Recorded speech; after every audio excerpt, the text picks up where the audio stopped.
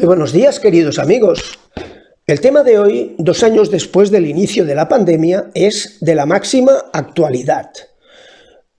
¿De qué se trata? Voy a hablar del síndrome post-COVID, es decir, después del inicio de la pandemia.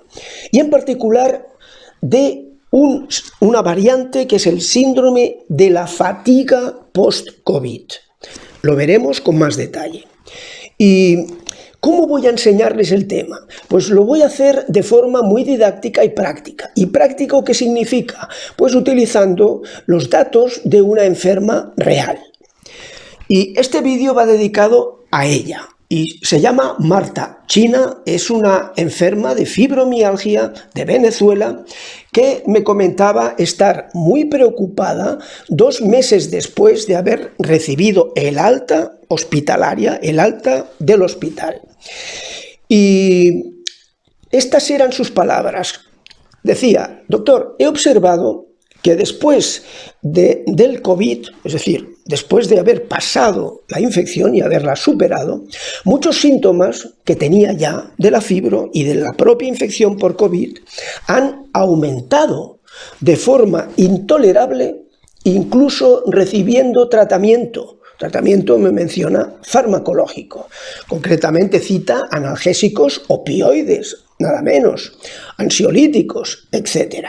Y termina clamando: ayúdeme, doctor, pues no encuentro la solución y me siento muy angustiada por mi futuro en estas condiciones.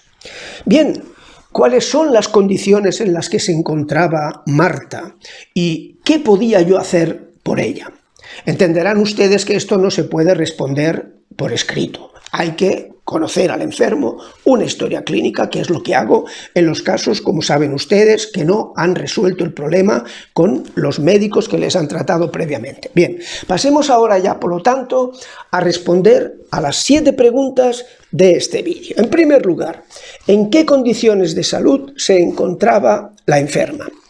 Pues ella padecía 5 síntomas post-COVID.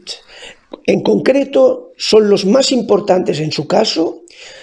Estaba muy triste, tenía mucho sueño, ninguna motivación para hacer nada y ninguna capacidad de concentrarse en nada.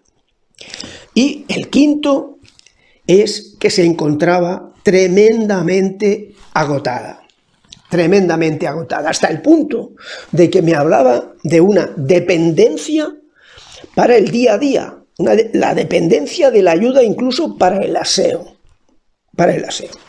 Pasemos a la pregunta 2 de las 7.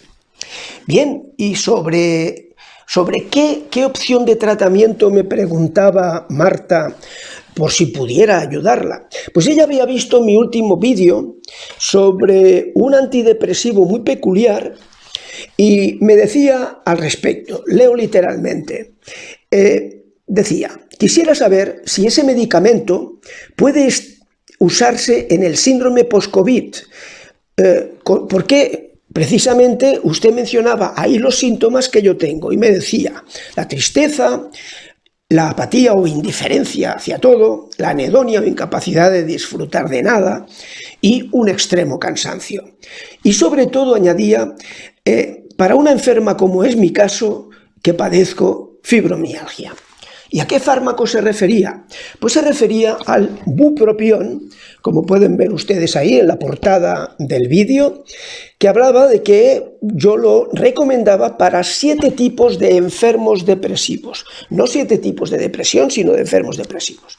Pasemos ya, esta era pues la situación en que se encontraba Marta. Pasemos ahora a la pregunta número 3. Bien, por cierto, ¿cuáles son los síntomas más frecuentes de este síndrome post-COVID? No ya Marta, sino en el general de los enfermos que han pasado la infección. Pues son 5.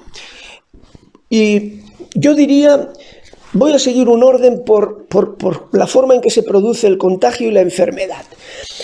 Pérdida del olfato. ¿Por qué? Porque el virus entra por la nariz.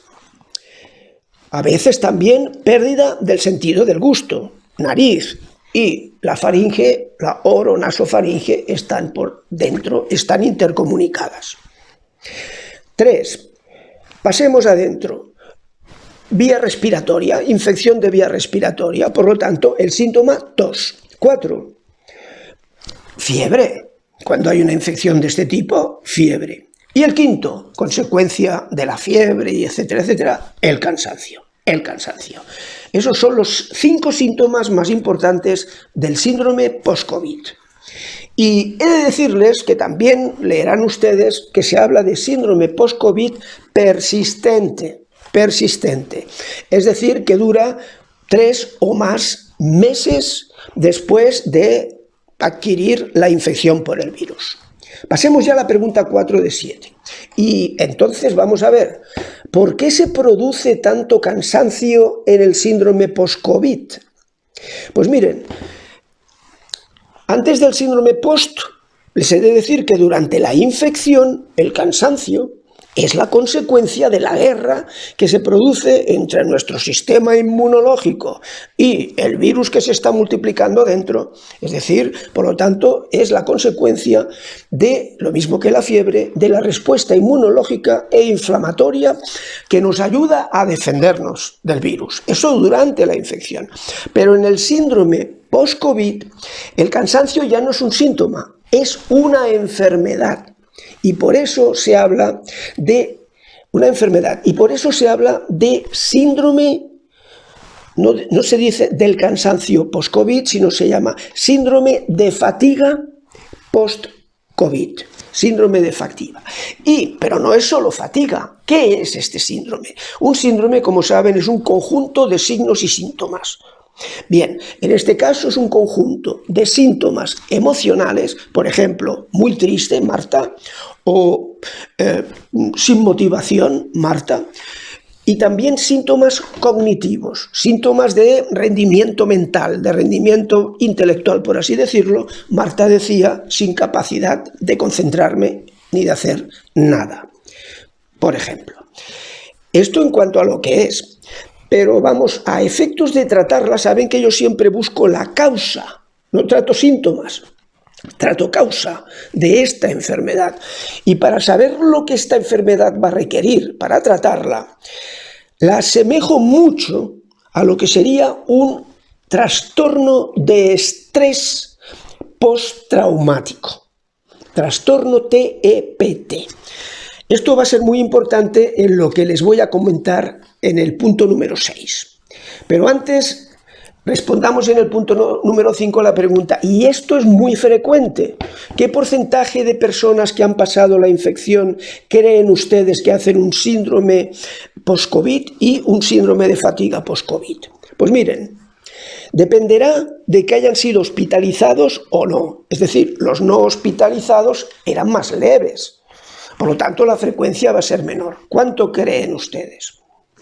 Un 15%. Esto quiere decir que son 3 de cada 20 que han pasado la infección acaban haciendo meses después un síndrome de fatiga post-COVID. Y si es 15%, 3 de cada 20 para los que no han sido hospitalizados, ¿qué decimos del porcentaje para los que han estado en la UCI, que han a vida o muerte, enfermos muy graves? ¿Qué porcentaje creen ustedes? Pues sube del 15% al 70%. O sea, de 3 de cada 20 a 7 de cada 10 o 14 de cada 20. Imagínense ustedes cómo se multiplica por 5, creo. Bien. Pasemos ya ahora a la pregunta número 6, vamos ya a lo práctico, el tratamiento. Y les voy a hablar en la 6 de los medicamentos y en la 7 de qué creen ustedes. Un médico como yo que no solo utiliza medicamentos. Pues les voy a hablar de si hay algún suplemento que pueda ser útil, por ejemplo. Entonces, en cuanto a los fármacos, ¿qué tipo de antidepresivos serían más adecuados para un enfermo como Marta?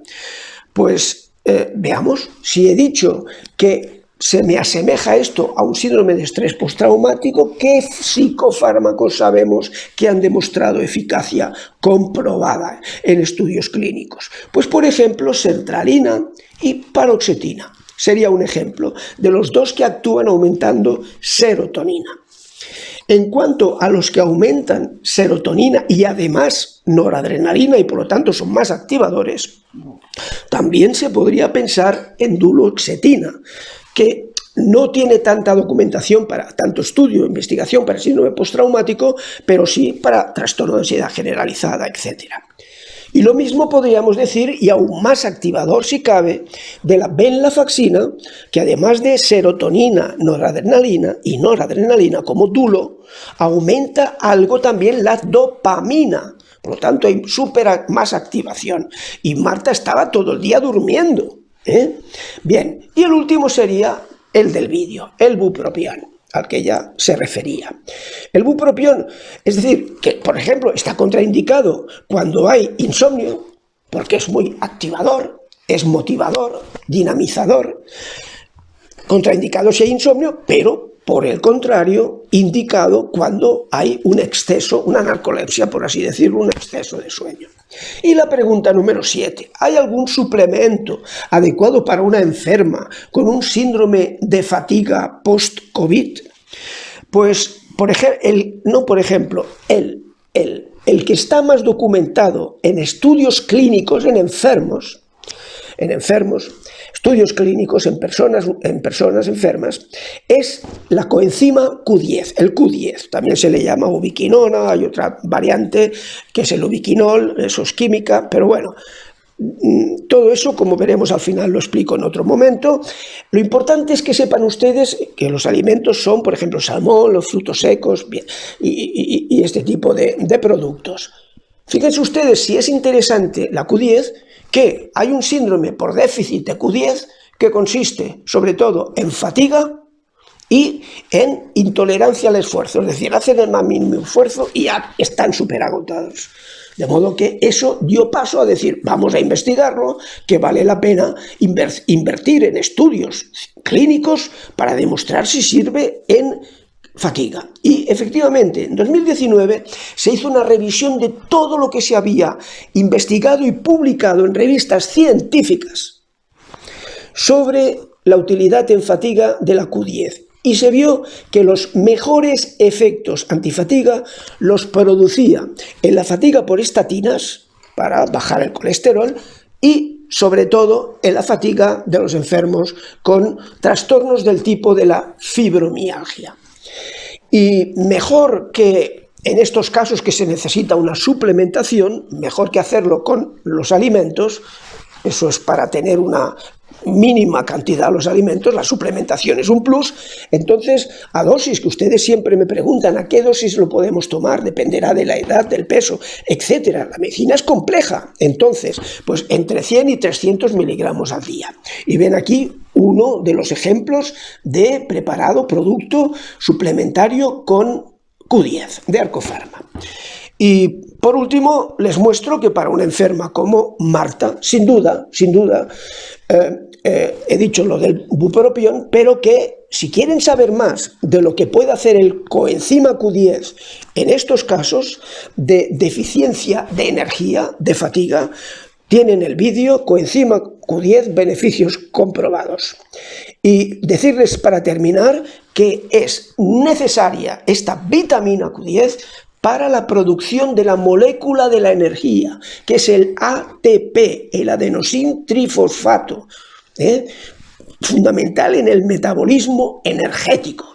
Es energía celular, que quiere decir energía mental y energía física. Bien amigos, eso es todo por hoy. Si el vídeo les ha resultado interesante, no olviden darle me gusta y difundirlo. Suscríbanse a este canal médico del conocimiento científico y no olviden darle a la campanita para que YouTube les avise cada vez que publique un nuevo vídeo. Gracias por su atención y que tengan un día muy saludable.